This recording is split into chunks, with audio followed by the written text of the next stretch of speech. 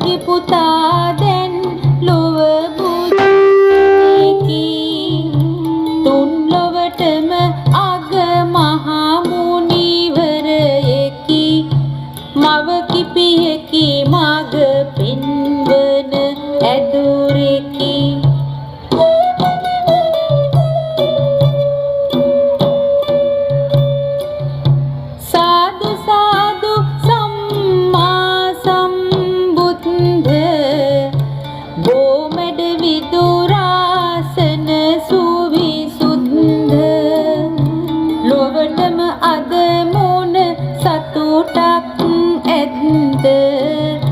साधु साधु सम्मा सम्बुद्ध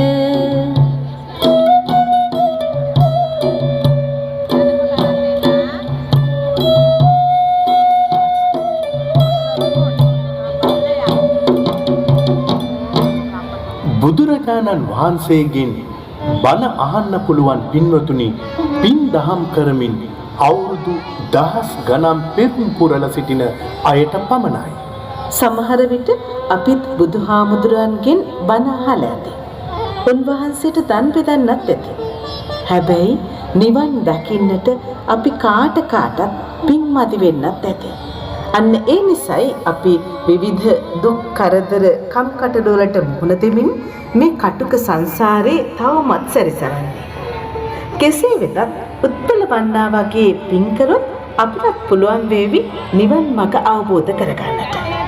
පොත්පත්වල සඳහන් වෙන ආකාරයට උත්පලවන්නා විවිධ ආත්මවල විවිධ නම් වලින් පෙනී සිට බුදුන් වහන්සේලා කීප නමකගෙන්ම බණ අසා තිබෙන පින්කාරිය.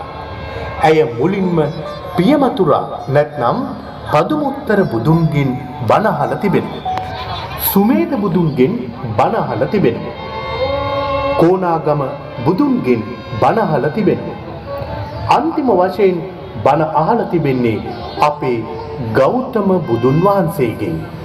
කොට්ටාව එක්සත් වෙළඳ සංගමයේ 23 වැනි වරටත් අභිමානයෙන් යුක්තව ඉදිරිපත් කරන මේ දර්ශනීය වෙසක් තොරණේ ඔය අංක 1 දරන රූපරාමුවෙන් අපිට පෙන්වා දෙන්නේ පදුමුත්තර බුදුරජාණන් වහන්සේ විසින් එක්තරා මැදිවියේ භික්ෂුණියක් irthibala ඇති භික්ෂුණියන් අතර අග්‍රස්ථානයට පත් කරනවා බලා සිටින අන්දම.